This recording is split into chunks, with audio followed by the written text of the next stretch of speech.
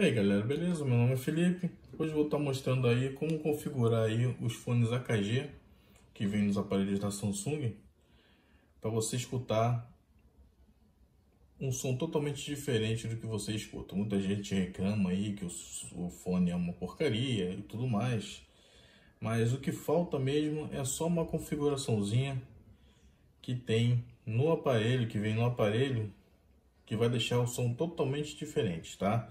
A primeira coisa que você tem que fazer é adaptar direitinho a borracha com base no teu ouvido, tá? Por exemplo, eu coloquei a borracha maior, deu uma grande diferença, tá? E a outra é você vir aqui em configurações,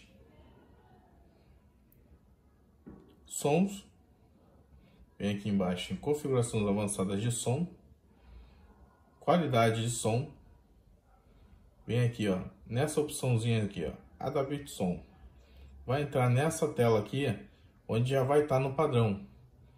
Você pode configurar aqui, escolhendo uma ou outra dessas, a menos de 30 anos, de 30 a 60 anos, ou mais de 60 anos, ou você adaptar com base no teu ouvido, que essa aqui é a melhor opção, tá? Você entra aqui e vai pedir para você iniciar, você coloca os fones no ouvido,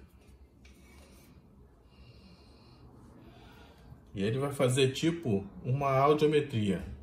Ele vai jogar um sonzinho de cada lado do ouvido e você vai dizer se está escutando ou não, tá?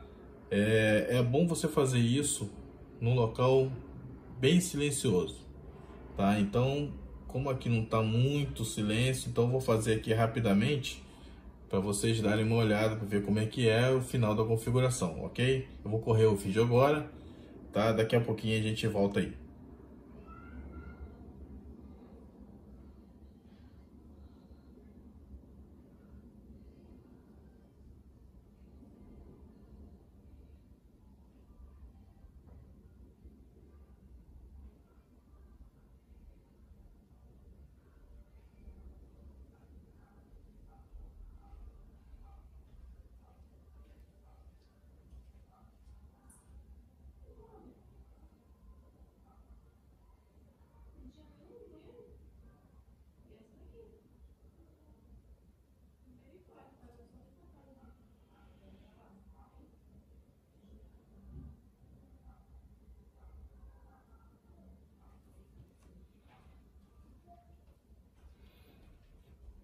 Então é isso, galera. Depois que terminar a configuração, você vem aqui em salvar e você volta a escutar o som que você estava escutando antes e você vai ver uma grande diferença aí no som dos fones, tá?